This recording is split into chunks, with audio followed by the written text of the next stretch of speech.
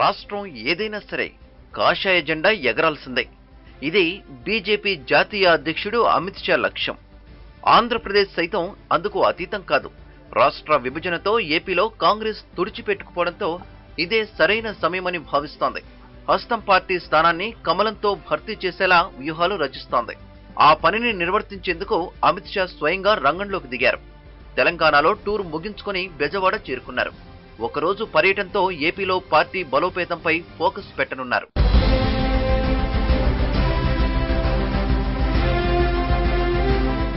BJP సభ్యత్వ నమోదు, సంస్థాగతంగా పార్టీ కార్యక్రమాలు తదితర అంశాలపై పదాధికారుల సమావేశంలో చర్చించనున్నారు.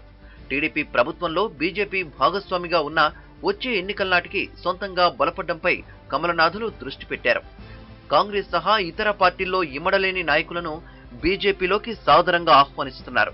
మిత్రపక్షమైన టీడీపీ విషయంలో దూకుడుగా వ్యవహరించకపోవచ్చు. అయితే ఏపీలో ఏకాకిగా మిగిలిన అనేక మంది కాంగ్రెస్ నాయకులను పార్టీలో చేర్చుకునేందుకు రంగం సిద్ధం చేస్తున్నారు.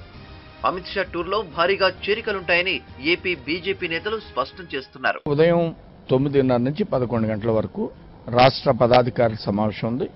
ఇందులో కొంతమంది ఎక్స్ సెంట్రల్ మినిస్టర్స్ కూడా పాల్గొనడానికి అవకాశం ఉంది. పార్టీ విధి విధానాలు, పార్టీని ముందుకు తీసుకెళ్లేటువంటి ప్రక్రియని ఆలోచన చేసి ఒక రోడ్ మ్యాప్ తయారు చేస్తారు. 2 to 4 బీజేపీ యొక్క జిల్లా అధ్యక్షులు, జిల్లా ఇన్ఛార్జ్ లెక్క సమావేశం ఉంటుంది. అందులో సభ్యత్వానికి సంబంధించిన అంశాలు ఏదైతే కోర్ గ్రూప్ లో చర్చించారో పదాధికారులు దాన్ని ప్రజెంట్ చేయడం. భారీగా వలసలుంటాయని ప్రచారం జరుగుతుండటంతో అమిత్ షా పర్యటనపై అన్ని పార్టీల్లో ఆసక్తి నెలకొంది.